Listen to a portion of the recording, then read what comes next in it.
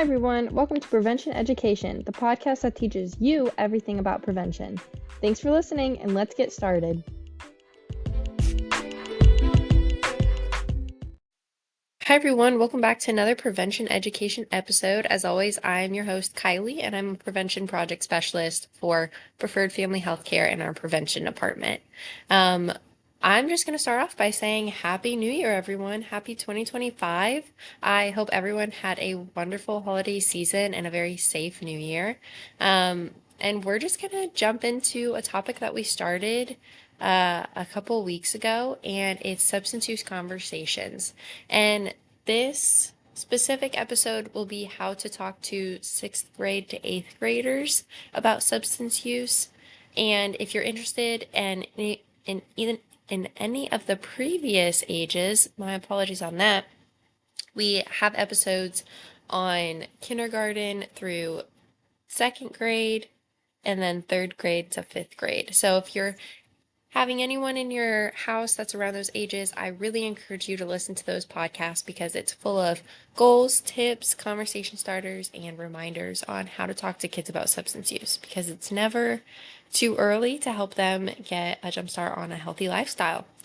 So we're just going to dive in to 6th grade to 8th grade. This is a really critical time period for decisions and just knowledge, and especially with peers. So we want to make sure as adults and caregivers to talk to them when we can, to encourage them to know that we're in their corner, and just to overall help them have knowledge that will encourage them to choose a healthy lifestyle. So when you're talking about substance use with this specific age group, there are a couple goals to keep in mind. The first goal is explain the different substances and why they can be dangerous. And so our specific department focuses on marijuana, nicotine, and alcohol. And under nicotine is also vaping.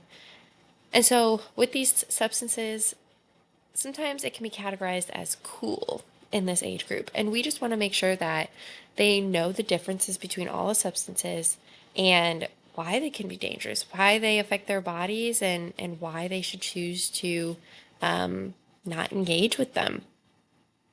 So in order to get the facts about all of this, you can find these facts on SAMHSA, Talk They Hear You, and that's a really awesome resource. You can also find some facts on our social media. So I really encourage you to just dive deep into the different substances so that you can teach this age group what the differences are and why they can be dangerous. The second goal is show how youth commonly misuse substances and give examples. So, for example, if alcohol is the topic of conversation, you can say, first off, you're not of age, and that is the number one reason that alcohol should not be used with underage people. The most commonly used reason, I should say. But if you want to dive deeper into that, you can say, sometimes youth your age decide to drink alcohol, and when they drink alcohol, they can make very poor decisions. It can make their brain kind of foggy and they're not sure what's going on. And when that happens, you just don't really know what's going on in the world around you. And so just make sure you're talking to them at their level and using a very basic example, but one that will get the point across of this is a dangerous thing to engage in. And then marijuana, you can bring up that one, or vaping is a very common one, I feel like, with this age group. And you can give them examples of, if you're at school and you see someone using this, that can really harm their bodies, and what it's putting into their bodies is not very healthy for them. So you can just use very basic examples like that. The third goal is create an open line of communication. This one is so important. When you are having a conversation about substances, it's not a very light topic most of the time. And of course, you're not joking about it. You're not having so much fun talking about the substance, but you want to make sure that it's a conversation and not a lecture. You want them to know that after this conversation, I am here for you. For any questions that you have, I'm here to support you, to be there for you. If you're ever in a tough situation involving substances, I want you to feel comfortable to tell me about it. So you just want to make sure that you create an open line of communication so that it's a two-way street and not just a one-way street telling them information, but that they trust you to tell you information as well. The fourth goal is you want to warn about the risks of substances. Now, you want to do this without absolutely scaring them. A scare tactic is not beneficial to anyone involved in this situation, but you just want to make sure that they know that substances put them at risk for a lot of different things. And that could be substance use disorders, that can be reliance on using alcohol in tough situations, and even vaping. You can say, it looks kind of harmful or harmless, but it's quite harmful because your bodies are just so unique in how they're built, and putting these substances in your body just can really affect it in a lot of different ways. So making sure that they know that there are risks. It's not just alcohol is like water and you're hydrating your body. You're putting your body in a very vulnerable and tough state that it's not supposed to be in yet, and it could do a decent amount of harm. And just you don't know what's going on in your body when that stuff enters it. So just make sure that they know the risks, so that they can choose the healthy path for themselves. And then lastly, make sure they are aware of the disapproval. And once again, you don't want to scare them into not using substances, but you do want to make sure that they know that you do not approve of underage substance use. Um, and if they trust you, if they love you and care about you as their caretaker or adult in their life, then they will see that you are saying this out of the goodness of your heart and not just because you want to be in charge of them. But you really just want to make sure that they know I do not condone you using alcohol, marijuana, nicotine, none of that. It puts you at risk, yes, but also it makes me, really sad and upset if you were to engage in that. Um, so really just get across the approval without coming in too hard on them, making sure that they know that you're coming from a caring place. Next up, we have tips. And these tips are kind of, common sense, I feel like, but I just wanted to make sure to include them. So during this conversation, because it can be so sensitive at times, make sure you're being honest and open. If you did have a substance use problem around their age or just in your youth, um, it's important, to share life experiences and stories with them, but kind of limit it at this age. You don't want to tell them the whole extent and scare them, or just put them down a path that you didn't intend to. So be honest and open, but also be cautious with what you share. And then the next tip is answer any questions. If you don't know the answer to anything, that's a wonderful opportunity to search it together as well. And so that will prove that you're a team in this and not just someone who is telling them not to do this stuff, that you're willing to learn with them. And it's super important to not discredit any of their questions. All of their questions are so important, and it means that they're thinking about it and that they're wanting to learn more, which is really awesome. So just really encourage questions, answer them if you know the answer, and then dive deeper together if you don't know the answer.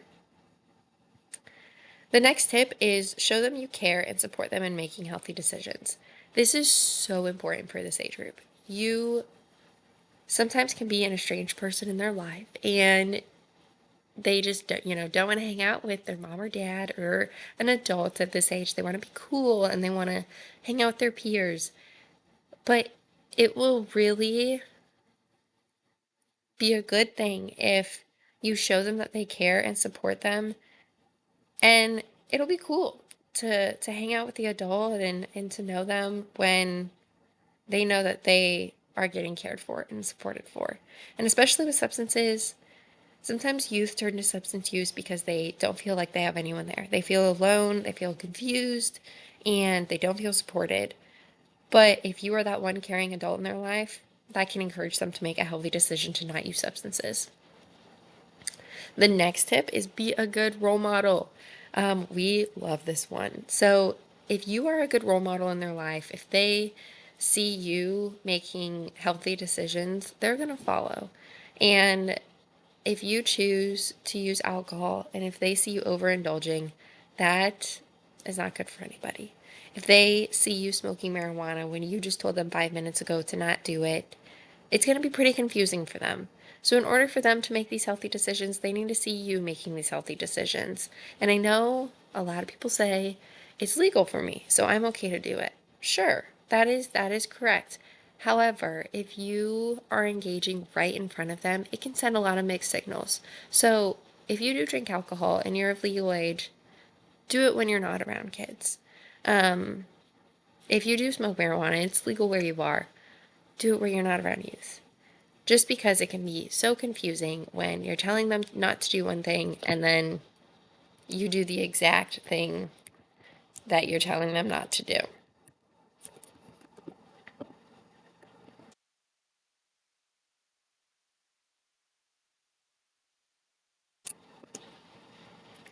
Okay, and then our last tip is talk with them, not at them.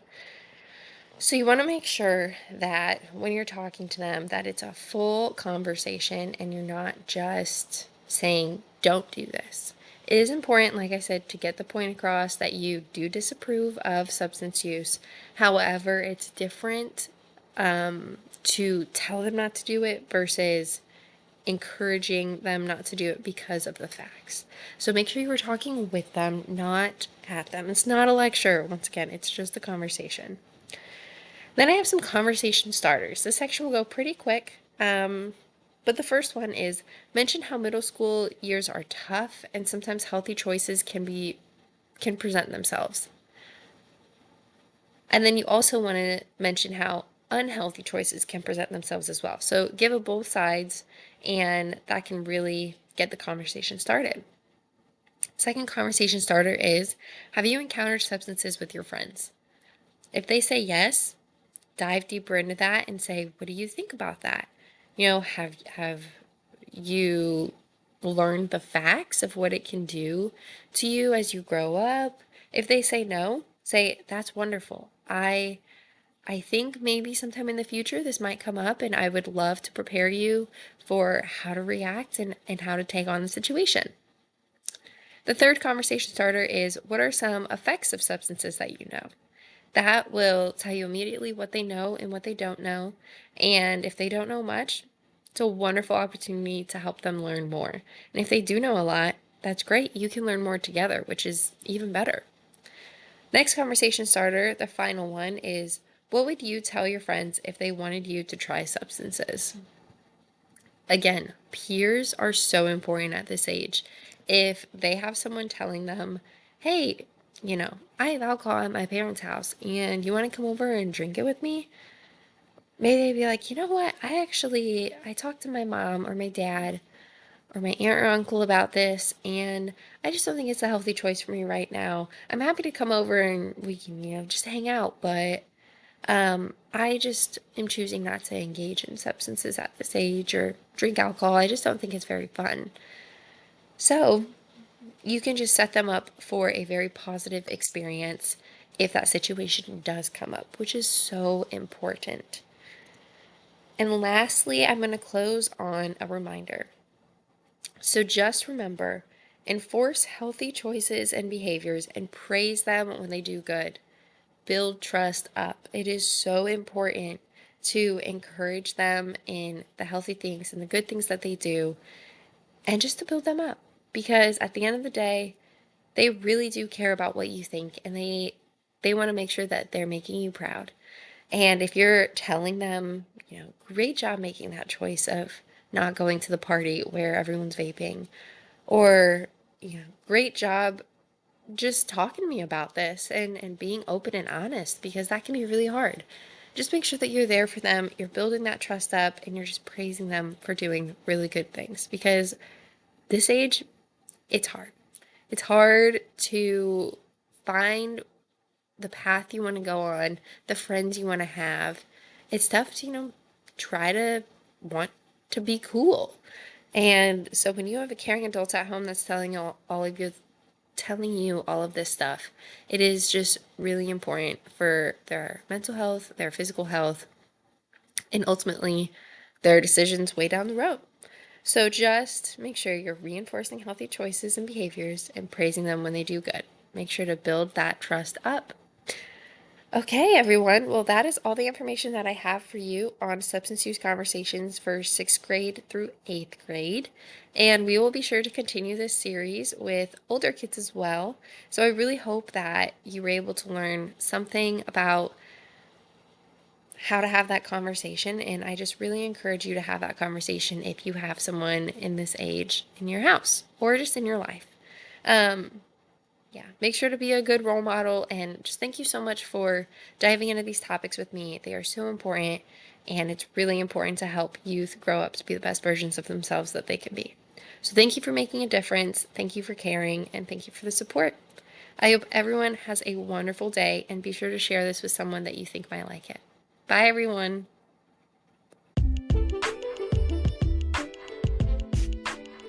Thank you guys so much for tuning into our podcast. Remember to follow us on social media at PFH Prevention. You can find us on Instagram, Facebook, Twitter, YouTube, and Spotify, and more podcasting platforms. And make sure to email us at moprevention@pfh.org with any questions, and feel free to call us at 660-627-7404. Thanks for joining us, and have a great day.